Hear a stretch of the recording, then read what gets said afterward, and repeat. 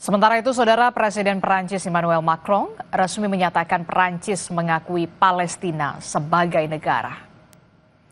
Hal tersebut disampaikan Emmanuel Macron saat berpidato dalam konferensi tingkat tinggi KTT tentang Palestina di markas PBB New York, Amerika Serikat.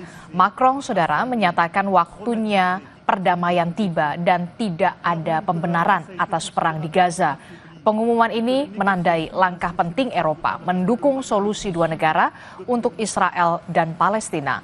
Macron juga mengonfirmasi Belgia, Luxembourg, Malta, Andorra, dan San Marino untuk mengikuti dan akan mengikuti langkah serupa dalam forum ini. Macron merupakan co-host KTT 2 negara atau Two-State Solution untuk solusi Israel-Palestina. Le temps est venu.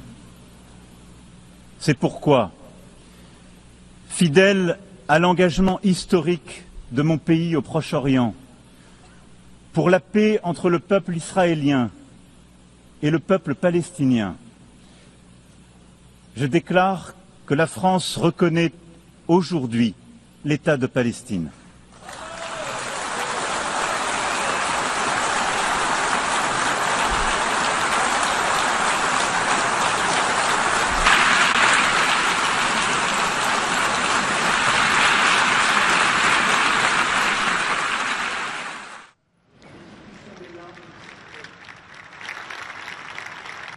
Presiden Prabowo Subianto berdiri dan memberi tepuk tangan atau standing ovation saat Presiden Perancis Macron mengakui Palestina sebagai negara.